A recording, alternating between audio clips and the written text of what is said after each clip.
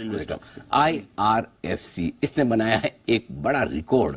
ये रिकॉर्ड क्या बनाया है, ये रिकॉर्ड तो बताएंगे वरुण, और उसके बाद हम सिद्धार्थ खेमका साहब के पास पहुंचेंगे रेलवे शेयरों पर राय लेने के लिए। बताएं।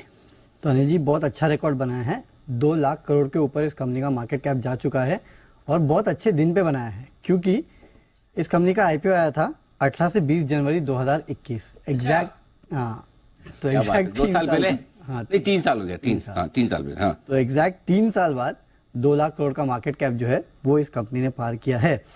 और अगर आप देखेंगे तो केवल 15 ट्रेडिंग सेशन में करीब 1 लाख करोड़ रुपए के आसपास का मार्केट कैप जो है वो जुड़ा है इस कंपनी से, यानी कि 75% के आसपास की रैली देखने मिली है। पिछले 1 साल में कंपनी का मार्केट कैप जो है उसमें 5-5.25 गुना के आसपास की बढ़ोतरी हुई है। जैसे कि मैंने आपको बताया, आज से 3 साल पहले IPO आया था, IPO भरना भी मुश्किल हो गया था। कुल सब्सक्रिप्शन अगर आप देखेंगे तो महज 3.5 टाइम्स का था। और उसके बाद लगातार अगर आप देखेंगे तो IPO प्राइस के आसपास ये कंपनी ट्रेड करती रही। इनफैक्ट 2.5 साल तक 25 से 35 ये 10 रुपए की रेंज थी जिसके बीच में कंपनी ट्रेड करती थी। उसके बाद जो चलना शुरू हुआ है तो अब रुकने का नाम नहीं ले रहा। केवल 5 महीने में 4 टाइम्स जो रैली है वो इस कंपनी ने दिखा दी। इस तक की तेजी इस कंपनी में हुई।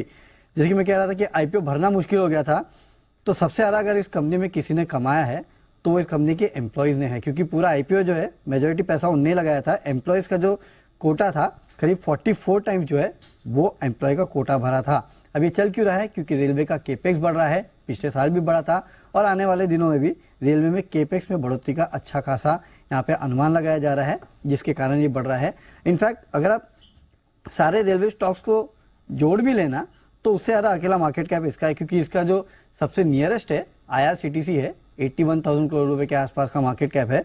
और सबको आप जोड़ लीजिए, दूसरा बड़ा RVNL है 66,000, बाकी सबको भी जोड़ लेंगे तो इतना मार्केट कैप इस कंपनी की जितना मार्केट कैप इनका भी नहीं है।